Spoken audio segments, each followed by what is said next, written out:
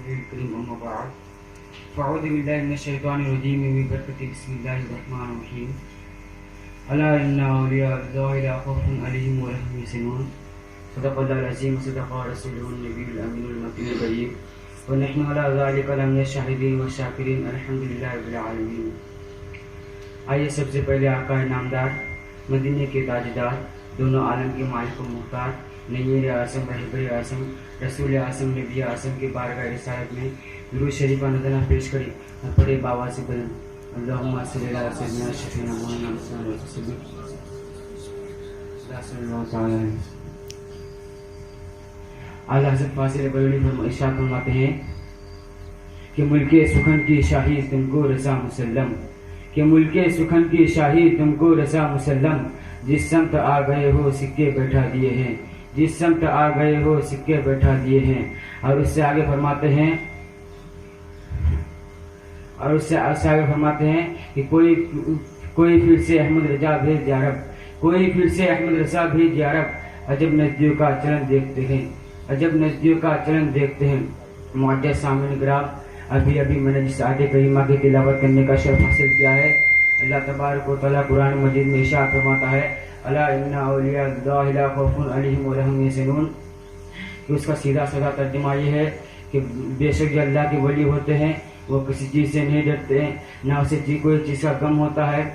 برادر اسلامیہ، آپ تاریخ پڑھیں گے تو آپ کو بخوبی معلوم ہو جائے گا کہ دنیا میں قلمکاروں کی کمی نہیں ہے، دنیا میں مصنفوں کی کمی نہیں ہے، دنیا میں مضمون نگاروں کی کمی نہیں ہے، دنیا میں مصنفوں کی کمی نہیں ہے. لیکن قلم اٹھانے والا دو طرح کے ہوتا ہے. ایک قلم اٹھانے والا دنیا دار ہوتا ہے، یعنی وہ جب قلم اٹھاتا ہے دنیاوی محبت کے بارے میں لکھتا ہے. کسی نے قلم اٹھایا تو لیلا کے بارے میں لکھا، کسی نے قلم اٹھایا تو شیری کے بارے میں لکھا، کسی نے قلم اٹھایا تو مجنو کے بارے میں لکھا، کسی نے قلم اٹھایا تو عشق مجازی کا ذکر کیا، کسی نے قلم اٹھایا کشمیر کے وادیوں کا ذکر کیا. لیکن میرے اعلیٰ حضرت نے قلم اٹھایا جب مجدد اعظم نے قلم اٹھایا، رب کعبہ کی قسم کبھی دنیا کا ذکر نہ کیا بلکہ ہمیشہ مدینے کے تاجدار کا ذکر کیا، نائب پروردگار کا ذکر کیا. خدا اعلیٰ حضرت ارشاد فرماتے ہیں کہ کر امت اہل دولسا پر اس بلا میں میری بلا، میں گدا ہوں اپنے کریم کا میرا دین پا رہا ہے نہ نہیں، میں گدا ہوں اپنے کریم کا میرا دین پا رہا ہے نہ نہیں.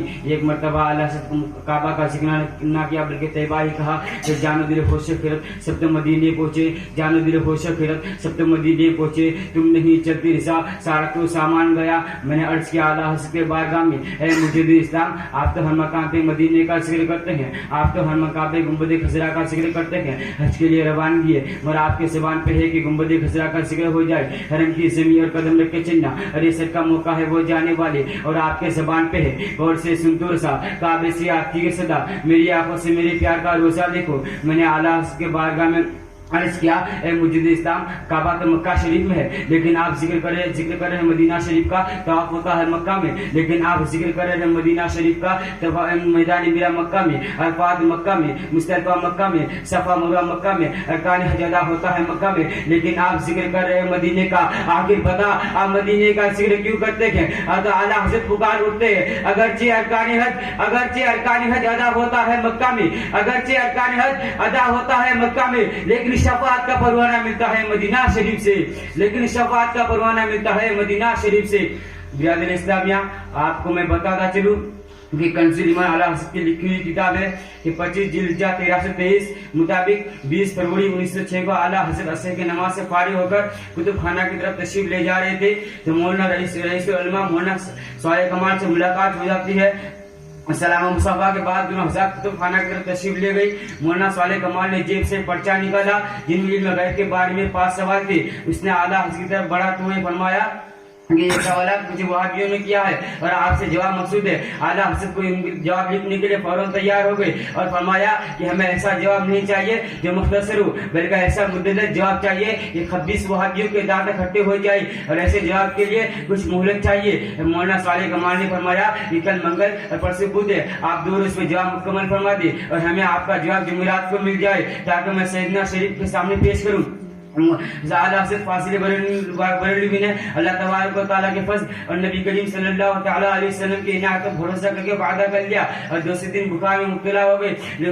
لیکن اللہ تبارک و تعالیٰ کے فضل کرم سے بدھ کے دن عشاء کی نماز کے بعد وہ دولت المکیہ تکمیل ہو گئی. اس کی جمعرات کے صبح ہی کو وہ کتاب مولانا صالح کمال کو وہاں پہنچا دی گئی. برادر اسلامیہ، آپ اعلیٰ حضرت کی زندگی کا مطالعہ کریں گے تو آپ کو بخوبی کے ساتھ معلوم ہو جائے گا کہ اعلیٰ حضرت کی زندگی کا ایک ایک لمحہ عشق رسول میں گزرا ہے. کہ اعلیٰ حضرت نے کسی کو کافر کہا ہے تو عشق رسول میں، اگر نماز ادا کی ہے تو عشق رسول میں، اگر کسی سے دشمنی کی ہے تو عشق رسول میں، فتح لکھا ہے تو عشق رسول میں، اگر قلم اٹھایا ہے تو عشق رسول میں، اگر روزہ رکھا ہے تو عشق رسول میں، اگر کسی سے دشمنی کی ہے تو عشق رسول میں، اگر پانی کا ایک گھوٹ پیا ہے تو عشق رسول میں، خانہ کعبہ کی زیارت کی ہے تو عشق رسول میں. غور سے سن تو رسا کعبے سے آتی کے سطح میری آنکھوں سے میرے پیار کا روزہ دیکھو سے اپنے سینے کو منور کیا تو عشق رسول میں. نعت نبی گنگنائے تو عشق رسول میں. ہدایت کے بخشش کی تکمیل ہوئی تو عشق رسول میں. اس دنیا سے گئی تو عشق رسول میں، اس دنیا سے گئے تو عشق رسول میں، اور چراغ لے کے گئے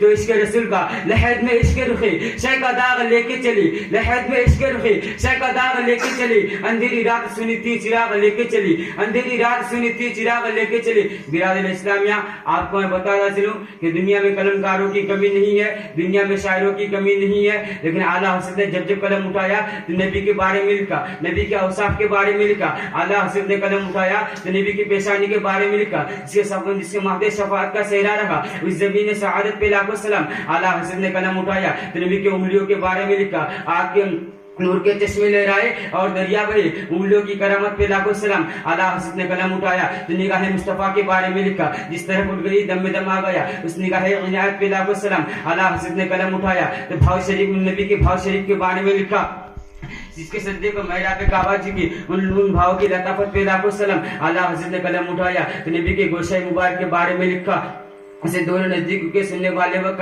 کانے ڈالے کرامت پہ لاکھوں سلام. اعلیٰ حضرت نے قلم اٹھایا تو نبی مصطفیٰ کے بارے میں لکھا، پتلی پتلی گڑی قدس کی پتیاں، ان لبوں کی نزاکت پہ لاکھوں سلام. اعلیٰ حضرت نے قلم اٹھایا تو زبان مصطفیٰ کے بارے میں لکھا، وہ زبان اس کو سب ان کی کنجی ہے، ان کی نافذ حکومت پہ لاکھوں سلام. اعلیٰ حضرت نے قلم اٹھایا تو دست نبی کے بارے میں لکھا، ہاتھ جس سمت اٹھ گئی غنی کر دیا مجھے بحر سماحت پہ لاکھوں سلام. اعلیٰ حضرت نے قلم اٹھایا، اعلیٰ حضرت نے قلم اٹھایا اعلیٰ حضرت نے قلم اٹھایا تو قدم رسول کے بارے میں لکھا، کھائے پرانے خاکے گھسر کی قسم کفے پاکی حکمت پہ لاکھوں سلام. اعلیٰ حضرت نے قلم اٹھایا تو آمد حضور کے بارے میں لکھا، جس سہانی گھڑی چمکا طیبہ کا چند اس دل افروز ساعت پہ لاکھوں سلام. اعلیٰ حضرت نے قلم اٹھایا تو گوشم اعلیٰ حضرت نے قلم اٹھایا تو آل نبی کے بارے میں لکھا، تیری نسل پاک میں ہے بچہ بچہ نور کا، کیونکہ عین نور تیرا سب گھرانہ نور کا. اعلیٰ حضرت نے قلم اٹھایا تو حیات مصطفیٰ کے بارے میں لکھا، تو زندہ کے بلّہ تو زندہ کے بلّہ میری چشم عالم سے چھپ جانے والی. اعلیٰ حضرت نے قلم اٹھایا تو شان شفاعت کے بارے میں لکھا، سب نے صفی محشر میں للکار دیا ہم کو بے کسوں کے آقا اب تیری دعائی ہے. اعلیٰ حضرت نے قلم اٹھایا تو نبی کے تقرب کے بارے میں لکھا، میں تو مالک ہی کہوں گا اے مالک حبیب، یعنی محبوب و محمد نہیں میرا تیرا. اعلیٰ حضرت نے قلم اٹھایا نبی کے تصرف کے بارے میں لکھا کہ زمین و زماں تمہارے لیے، مکین و مکہ تمہارے لیے، چنی و چنا تمہارے لیے، بدن میں جا تمہارے لیے، ہم آئے یہاں تمہارے لیے، اٹھے بھی وہاں تمہارے لیے، لوا میں تلے سنا میں خلے رضا کی زبان تمہارے لیے. برادر اسلامیہ، میں آپ کو بتاتا چلوں، میں نے ساتھ کریمہ کی تلاوت کرنے کا شرف حاصل کیا ہے، الا ان اولیاء اللہ لا خوف علیہم ولا هم يحزنون. بے شک اللہ کے ولی ہوتے ہیں، نہ انہیں کوئی خوف ہے نہ کوئی غم. اسی طرح آپ کی تعریف پڑھیں گے تو آپ کو بخوبی کے ساتھ معلوم ہو جائے گا کہ اعلیٰ حضرت کسی سے نہیں ڈرتے تھے سوائے اللہ تبارک و تعالیٰ سے.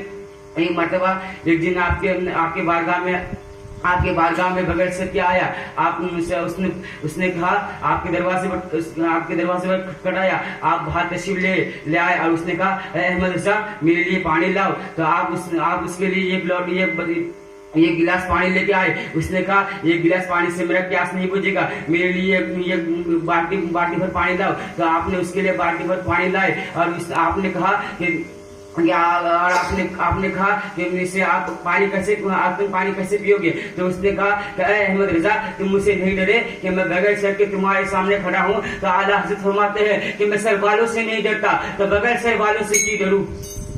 السلام علیکم.